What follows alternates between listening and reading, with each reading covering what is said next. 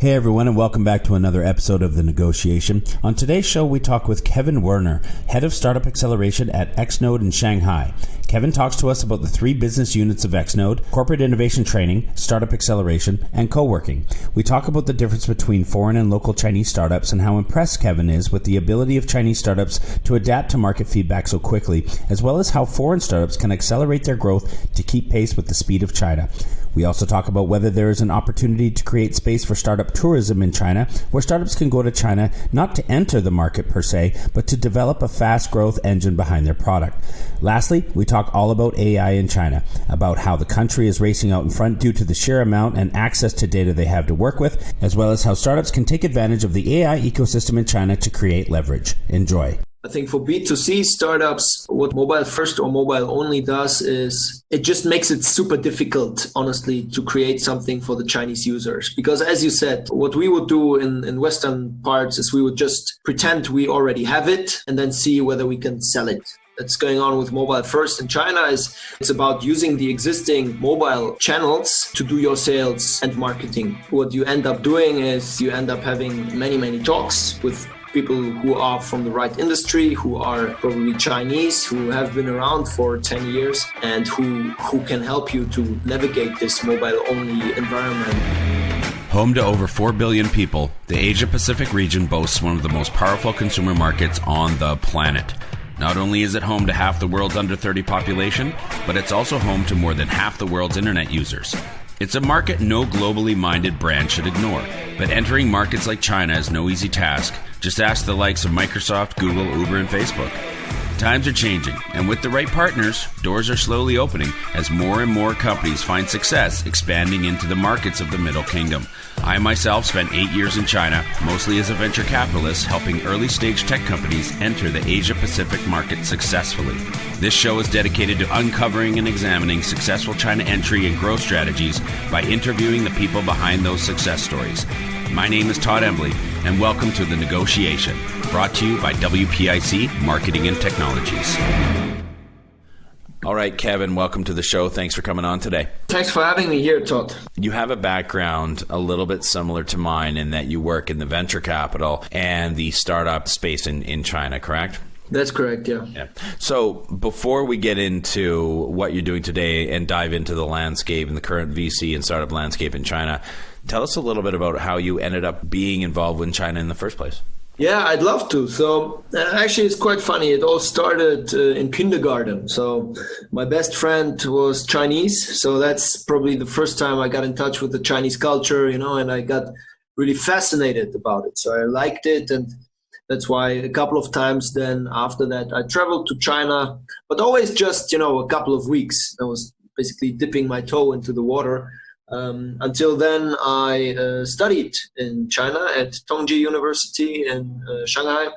And that's when I really, in Germany we say I licked the blood. So I really got appetite for China, and I decided for myself I need to build something there.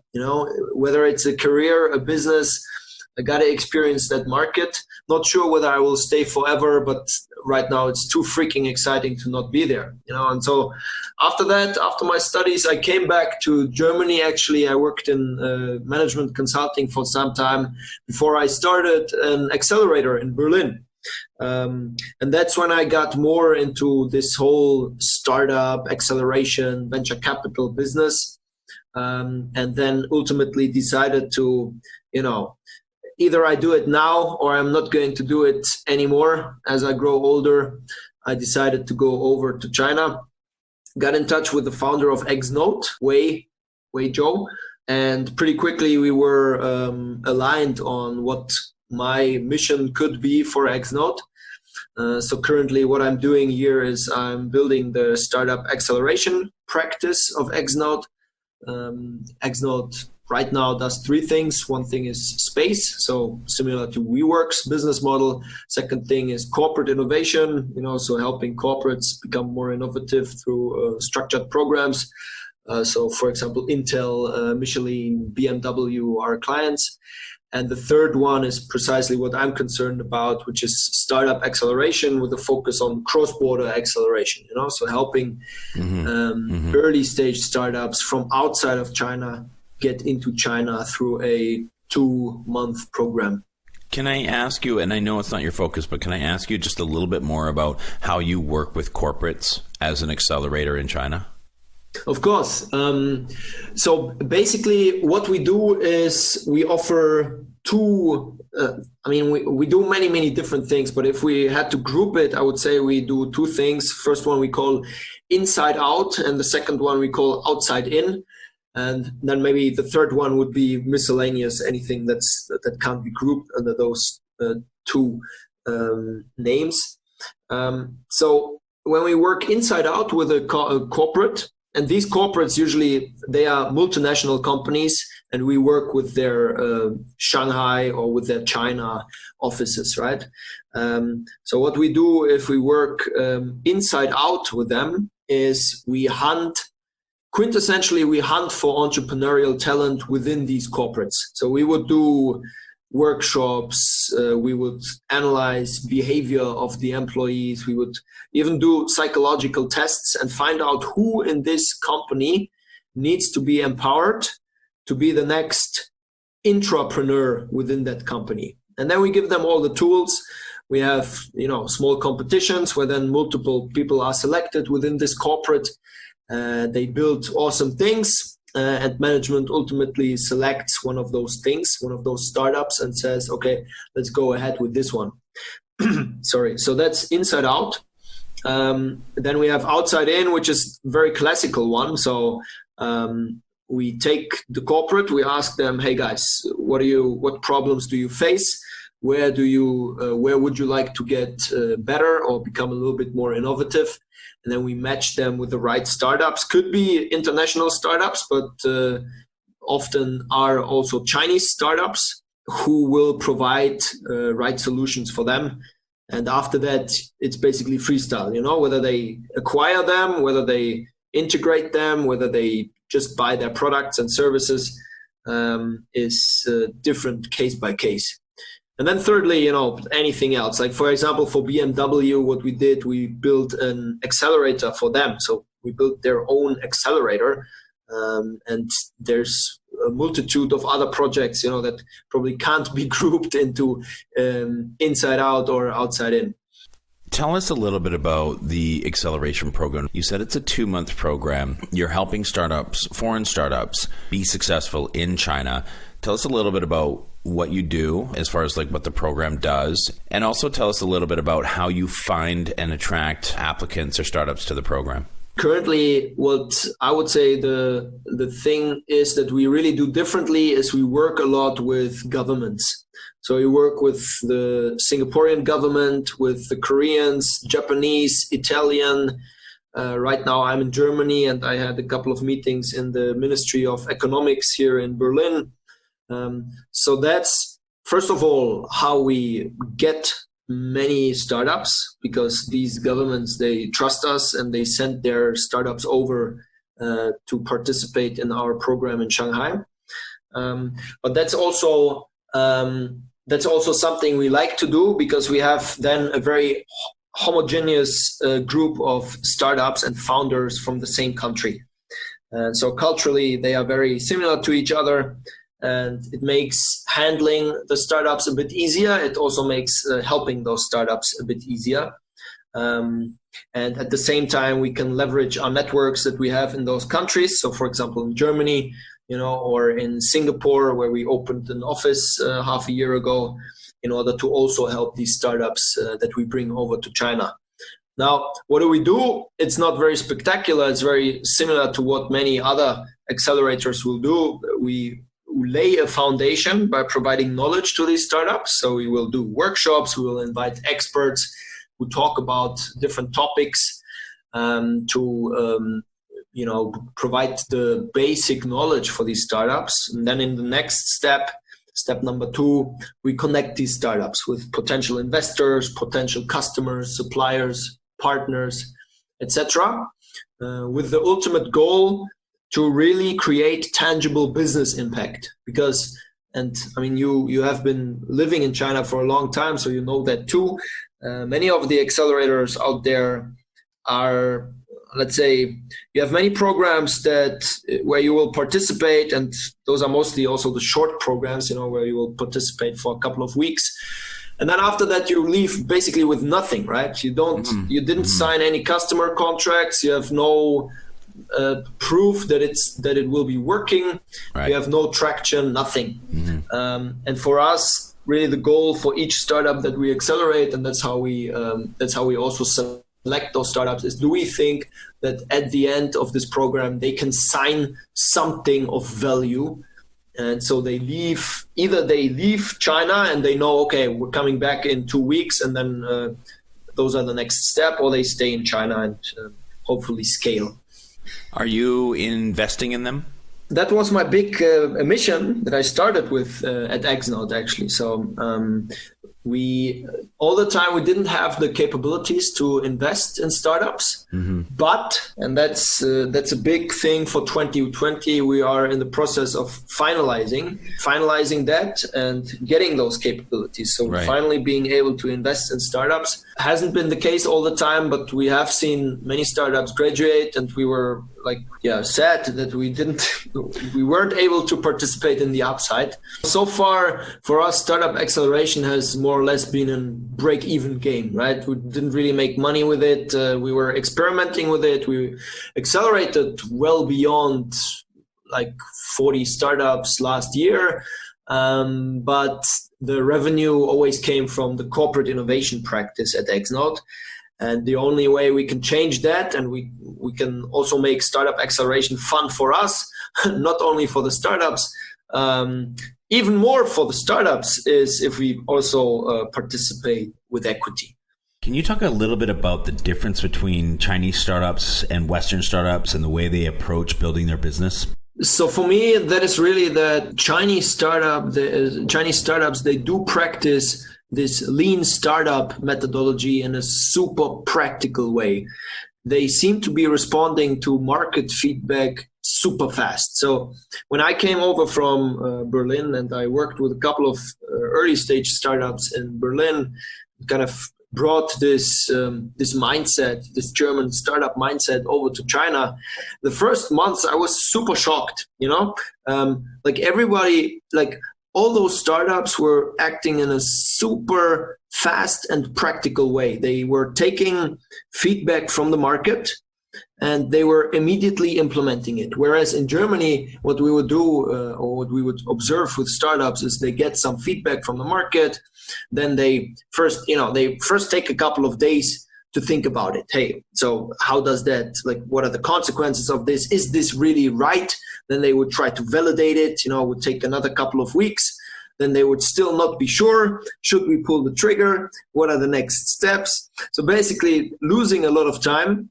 Also has its upsides, right? Because you're more cautious, you don't make as many mistakes. But then again, if it would take, for example, in Germany, 6 months to get a product that is halfway decent on the market, in China, they probably would have tried already 12 times to get it on the market in those 6 months. And by the time the 12th iteration hits the market, it's already much better than the one the German counterpart would put on the market after 6 months.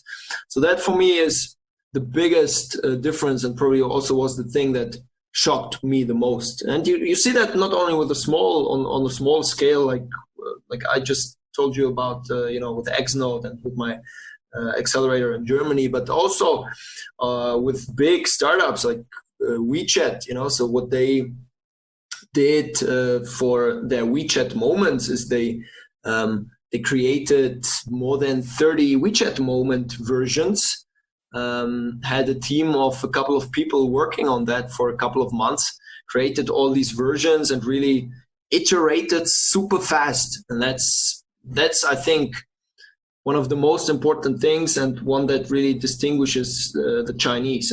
Let's talk about the speed of China. I'm interested to know from your perspective, just even in the last couple of years, how are those Western companies able to adapt and get up to speed. It'd be like, I just imagine that they're sitting on the side of the Autobahn going, I can't even get out into traffic. Things are going so fast. Like, how do they figure out how to get going that fast once they get to China? Because the speed is just totally a different level.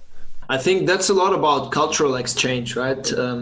I think we can, you can keep preaching to Western startups that they need to be faster, or they need to be more pragmatic, or they need to be more innovative. But as a matter of fact, that will change nothing. So what I'm a big proponent of is to have more Western startups, but also institutions and governments and companies and corporates learn from China, and have more bridges between China and the rest of the world. I feel like there's still, when I do some of my trips, I travel to different countries and talk with people, try to sign them up, build corporations and bridges. I still see so many people who are totally confused about China and about how the Chinese startup ecosystem works. If Western startups would spend a little bit more time researching the market, talking to people who are living here, and it's sometimes as easy as, because I know it can be difficult to get in touch with someone from China, right? And like you might want to text some Chinese person and you don't get a reply because they don't speak your language. Yeah. But sometimes it's as easy as, looking for people like you and me on LinkedIn and just shooting them a message being like, hey, I'm going to be around in 2 weeks, flying over to Shanghai or Beijing or Shenzhen. Are you up for grabbing a coffee? And these coffee talks, 30 minutes, will give you so much more insights than any research will give you from your home country. I want to talk a little bit about China being mobile first, mobile only. I'd like to know what your take is with regards to startups, because I'm just guessing that when people go to China, building a website would probably not be one of the first few things you would do. Right. I think we need to group this into two parts. The first one would be B2C, the second one B2B. Right. Okay. So I think for B2C startups, mobile first or mobile only is it just makes it super difficult, honestly, to create something for the Chinese users. Because as you said, what we would do in Western parts is we would just pretend we already have it and then see whether we can sell it, whether we get people clicking on buy or clicking on register, and then we just send them a message, oh, hey, the product is sold out or something like that. That's going on with mobile first in China. It's not about really product website obviously doesn't matter at all, but it's about using the existing mobile channels to do your sales and marketing. And for many startups that we have coming over from the West, for example, we worked with some Italian startups in the past. We had a batch of 10 Italian startups coming over. They obviously have no idea about all these mobile channels, right? They probably never even used WeChat. So it's not about, we can't do this traditional approach of putting something up and testing it, because we can invent something, but then we don't really know which channels to test it over. What you end up doing is you end up having many, many talks with people who are from the right industry, who are probably Chinese, who have been around for 10 years and who can help you to navigate this mobile-only environment with your B2C product. So honestly, for B2C, I just think it's super difficult.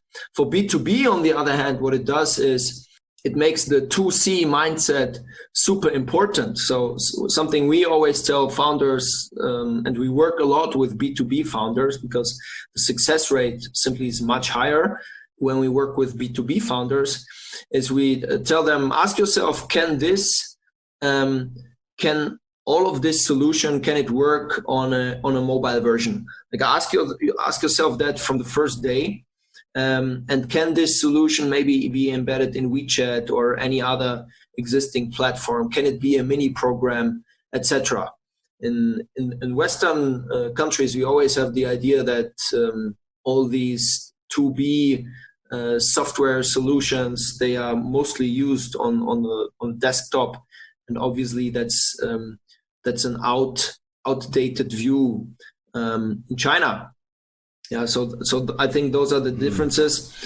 For generally, maybe one thing that I would like to add is, for business practice generally, you see that mobile is super important, right? Like most of the communication flows through WeChat. And I just recently, I had a startup that we worked with, and they were reaching out to a lot of potential customers via email. And so what they were stunned about is that the response rates, they suck. And the reason being is nobody really uses email. I mean, in some cases, even for multinationals in China, they do use more WeChat, or at least the response speed of responses will be much faster via WeChat than via emails. Are there any other mistakes that you can point to that are very obvious for you that Western startups make when they get to China? Yeah, again, very related to what we just said about B2C. There are many startups that go over and they simply translate their website to Chinese, but they do not consider the diametrically different user journey that Chinese consumers will go. So Good many point. of them end up abandoning it because they said, hey, we translated this website to Chinese and we don't have any sales, no interest at all. Whereas the Chinese consumer will buy in a totally different way.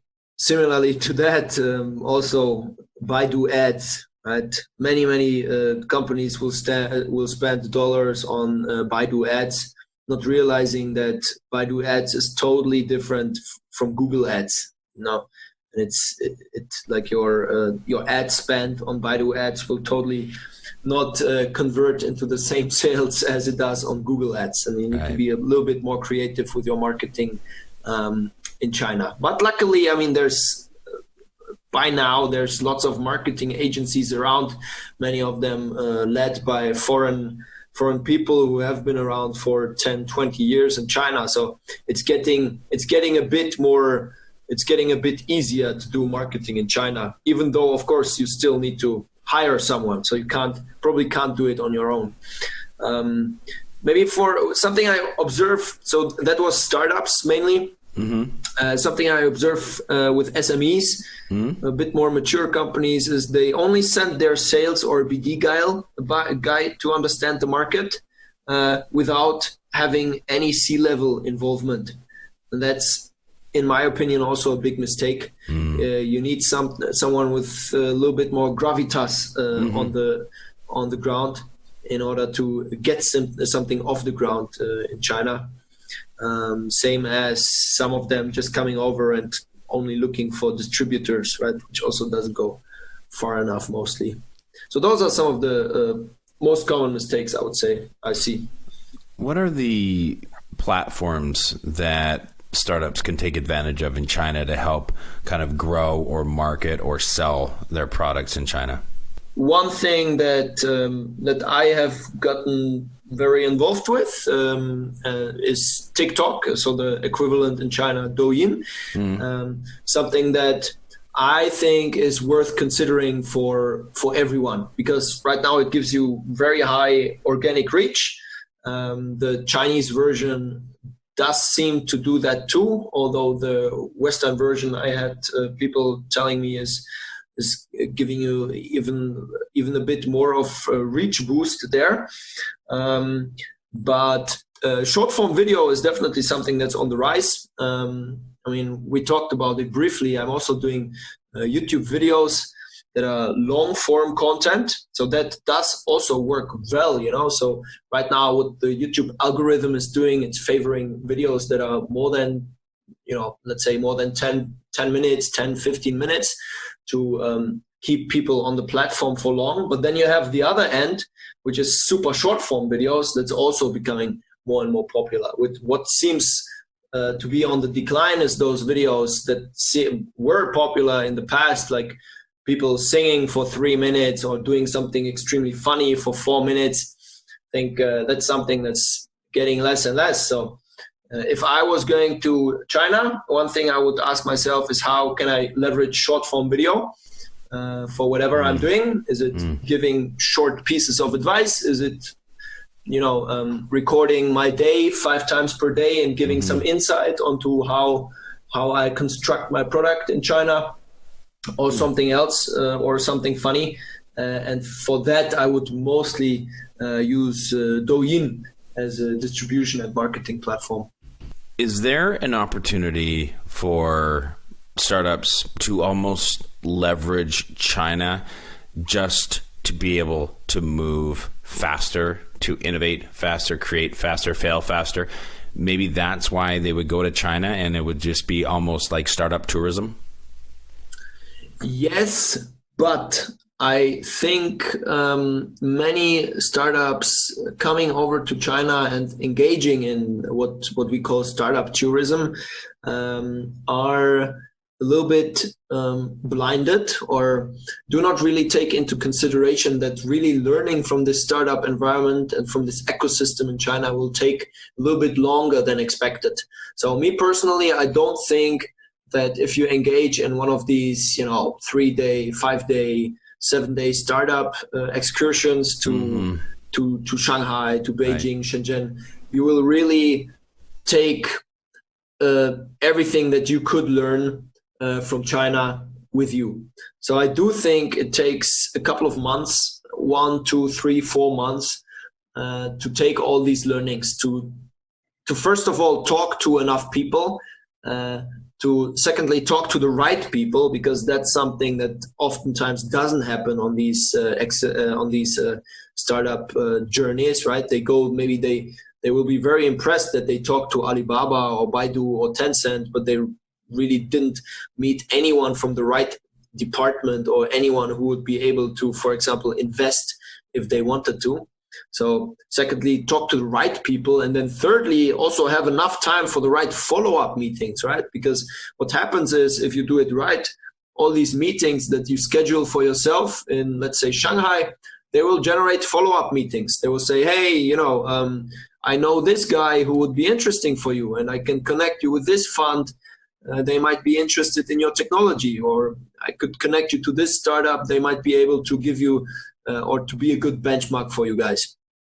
And that's when, when you just book a 1-week trip to Shanghai, it's obviously not going to be enough, right? You need to schedule in some more time. But then I do agree, you can, even if you fail in China, there's so many learnings that you can take back from that culture and that startup ecosystem that will be beneficial for whatever you're doing in your home country.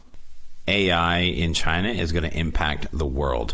So can you speak a little bit to what you might know about how AI is developing, how the Chinese are kind of racing out in front on the development of AI? I think people were very bullish on AI from 2016 to 2018. So it was really about, having AI in your startup name somewhere. And that was basically the golden ticket to getting funding and being perceived as a relevant startup. But as it turns out, until now, 2020, I think use cases and startups that really have used AI in its deepest sense, and I just remain very limited. So I'm a bit bearish on that right now, and venture capital firms seem to be too. So money flows much more cautiously from what I'm observing, and people are asking 2 times, what is your AI really doing? Is that some really inherently new functionality you're developing, or is that just some random search suggestions that are somewhere within your product? So right now, what I would say is, or what has come out of this is that big data analysis has become much more important as a function of its importance for AI and for AI startups. Big data analysis startups have become more important and how I've become more successful in China. That's something I'm observing, and that's something I would say we're at Xnode also very excited about. What is your number one piece of advice for anyone doing business in China, either bringing a startup or even a corporate person that's expanding a business or coming to China for the first time? What is that one piece of advice that you would just love to be able to impart to them? Number one piece of advice is be humble.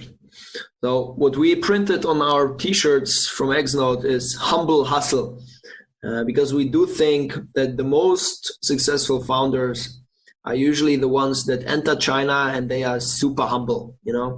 I worked with a couple of founders who were very sure that they know the market, they've done their research. Those are usually the ones that will fail. Whereas the ones that enter the market and they say, the only thing I know is that I know nothing, they are the ones that will be successful, that listen to the mentors that they are connected with, that are willing to learn every day and willing to completely turn their business model upside down 180 degrees. And not stop learning even after a 2-month acceleration program. Those are the ones that will be successful. And then, of course, we also have our quote is humble hustle, because then again, right, China, you also need to work hard. It's not enough to just be humble. You will need to put in the work. It's called 996 for a reason. And there is no substitute for hard work in this world. Kevin, thanks very much for coming on the show today. I really appreciate your time, especially for sticking with us. I know it's starting to get late in the evening in Berlin, where I believe you are right now, correct? Right. Okay, so let everybody know where to be able to get in touch with you if they want to join Xnode, if they're going to Shanghai and want to hang out or grab you for that 30-minute coffee, or if they want to get involved, or if they want to be able to follow you on YouTube or find your content, share your content. Let everybody know where and how to get a hold of you. Right. So I think number one source would be LinkedIn. I'm getting more and more active on LinkedIn, even though I should be much more active on there. So just searching for Kevin John Wörner will yield will yield my profile in the search results. And the second thing is I do have 2 YouTube channels. The one is focused very much on consulting topics, and the other one is focused on venture capital and China, which is probably more interesting to most people listening here. So if you type in Kevin John, Jon, in YouTube, it will immediately pop up. All right, Kevin, thanks very much for coming on the show today. Really appreciate your time. Thank you so much. Thanks for having me. Growing a company is hard. Doing it in a foreign market? Exponentially so. The best piece of advice I can give you is not to do it alone. When you start looking across the pond for further expansion possibilities, and I sincerely hope that you do, make sure you choose the right partners to do it with. My good friends at WPIC Marketing and Technologies have almost 20 years of experience helping brands just like yours enter China. I hope you enjoyed this episode of The Negotiation, and if you're interested in being a guest or want to connect with me or any of our team, please reach out to us at podcast@wpic.co. And be sure to rate, comment, and subscribe wherever you get your podcasts. 再见。